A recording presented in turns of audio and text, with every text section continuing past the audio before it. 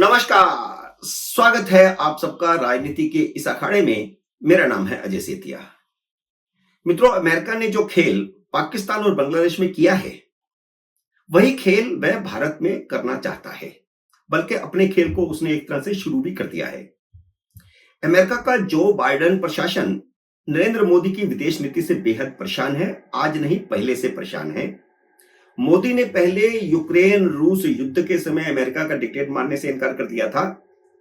पाबंदियों को दरकिनार करके रूस से तेल खरीदा और अब मोदी ने शेख हसीना को संरक्षण दे दिया। इतना ही नहीं, बल्कि मोदी सरकार उसकी यानी अमेरिका की बांग्लादेश की रणनीति को चौपट करने में लगी हुई है। यहां तक कि अमेरिका के पिट्ठू माने जाने वाले मोहम्मद यूनुस, जिनको बांग्लादेश का प्रशासक बनाया गया है, उसको मोदी सरकार ने घुटनों में ला करके खड़ा कर दिया है।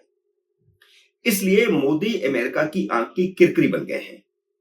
अमेरिका भारत में पाकिस्तान और बांग्लादेश जैसा खेल तो नहीं कर सकता। भारत की स्थिति पाकिस्तान और बांग्लादेश से बिल्कुल भिन्न है। इन दोनों ही देशों में सेना का राजनीति में दखल रहता है, लेकिन भारत में लोकतंत्र की जड़ें बहुत मजबूत है। सेना का यहां कोई दखल हो नहीं सकता। इसलिए चुनावों में ही मोदी को रास्ते से हटाने की रणनीति बनाई गई थी, लेकिन वह रणनीति फेल कर गई।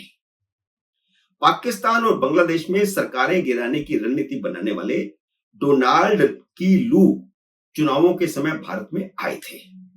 इस रणनीति के साथ आए थे कि मोदी जीत ना पाए, मोदी प्रधानमंत्री ना बन पाए। राहुल गांधी ने इस खबर का खंडन नहीं किया है कि उन्होंने अपनी अमेरिका यात्रा के दौरान डोनाल्ड की लू से मुलाकात की थी। और यह भी खबरें हैं कि जब डोनाल्ड की लू चुनावों के समय भारत में थे, तब भी राहुल गांधी की उनसे फोन पर बातचीत हुई थी।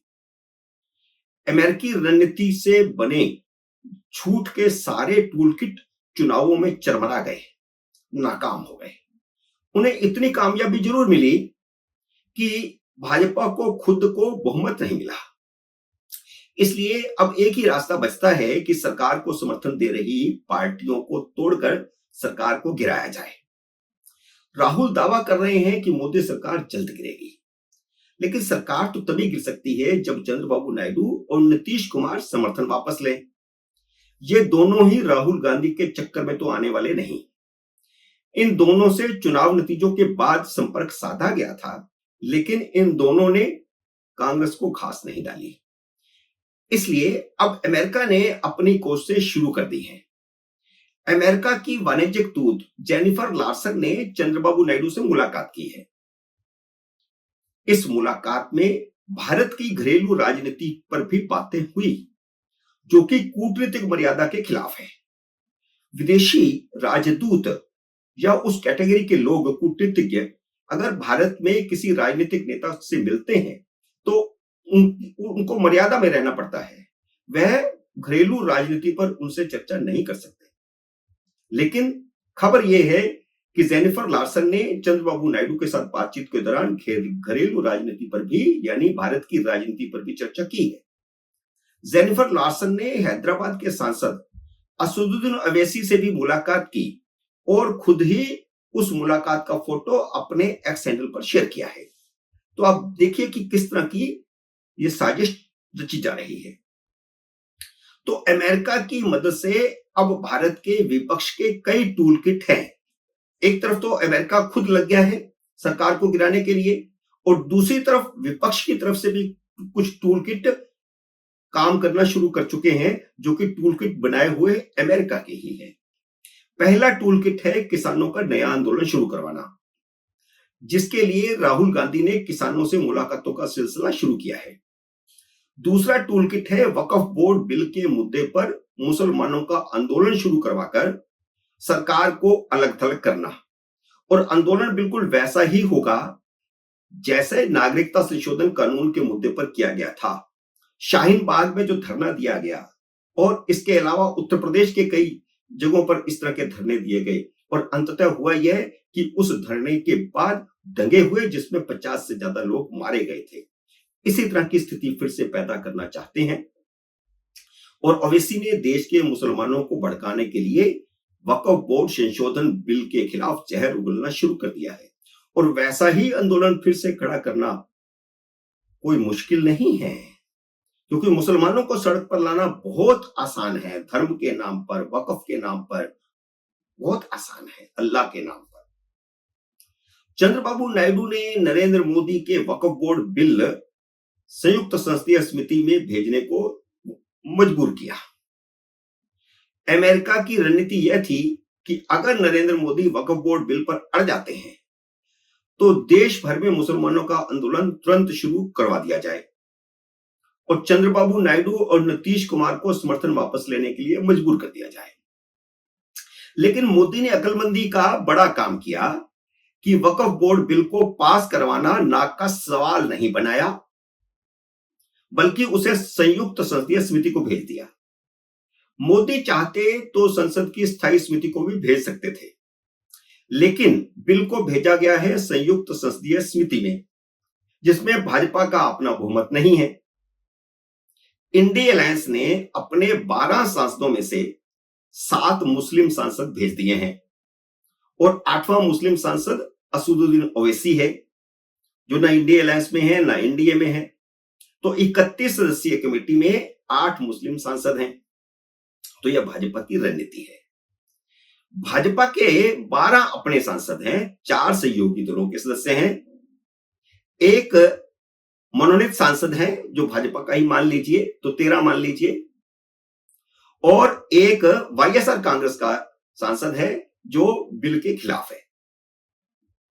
तो आप ये मान लीजिए कि टीडीपी का सांसद और जेडीयू का सांसद और लोक जनशक्ति पार्टी का सांसद, ये 3 सांसद जो 4 सहयोगी दलों के सांसद हैं, उनमें से 3 सांसद तो ये हैं, और चौथा है शिवसेना का, जो भाजपा के साथ खड़ा है।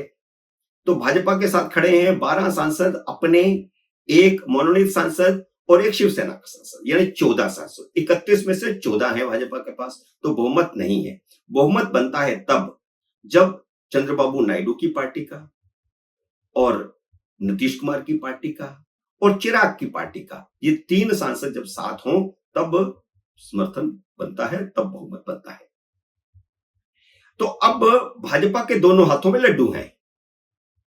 अगर बिल को जेपीसी का समर्थन मिलता है तो बहुत अच्छा, अगर समर्थन नहीं मिलता है तो देश भर के हिंदू उन दलों का सफाया करेंगे, उनके खिलाफ सड़कों पर आएंगे जो समर्थन नहीं करेगा, क्योंकि वक्फ बोर्ड हिंदुओं की संपत्ति पर कब्जा कर रहा है और कोई कसर कहीं भी नहीं छोड़ रहा।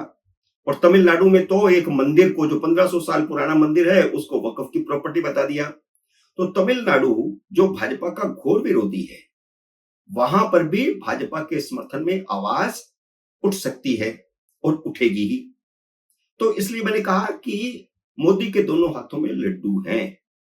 लेकिन इस बीच जो सबसे बड़ा घटनाक्रम है, जो मोदी का भविष्य भी तय करेगा, वह घटनाक्रम है अमेरिका के राष्ट्रपति का चुनाव हो रहा है। अगर कमला हैरिस जीत जाती हैं तो जो बाइडेन की भारत विरोधी और मोदी विरोधी रणनीति जारी रहेगी, बल्कि इससे भी तेज होगी, क्योंकि कमला हैरिस को वहां पर एक कम्युनिस्ट विचारधारा की नेता माना जाता है और ट्रंप अपने भाषणों में उन्हें कम्युनिस्ट पागल तक कह रहे हैं। वह सरकार गिराने की कोशिश जारी रखेगी। कहा यह जा रहा है कि टीडीपी अमेरिकी दबाव में पाला बदल लेती है तो शीत सत्र में मोदी सरकार को अविश्वास प्रस्ताव का सामना करना पड़ सकता है। लेकिन अगर ट्रंप जीत जाते हैं तो विपक्ष के सारे हौसले टूट जाएंगे, क्योंकि अमेरिका की रणनीति ही बदल जाएगी और मोदी सरकार को 5 साल में फिर कोई हिला नहीं सकता। मित्रों, उम्मीद है मेरा ये वीडियो आपको पसंद आया होगा। इसे लाइक और शेयर कीजिए। अगर आपने मेरे YouTube चैनल को अब तक सब्सक्राइब नहीं किया तो कृपया सब्सक्राइब करके अपना आशीर्वाद दीजिए। जल्दी मिलते हैं अगले वीडियो में किसी अन्य विषय के साथ। तब तक नमस्कार।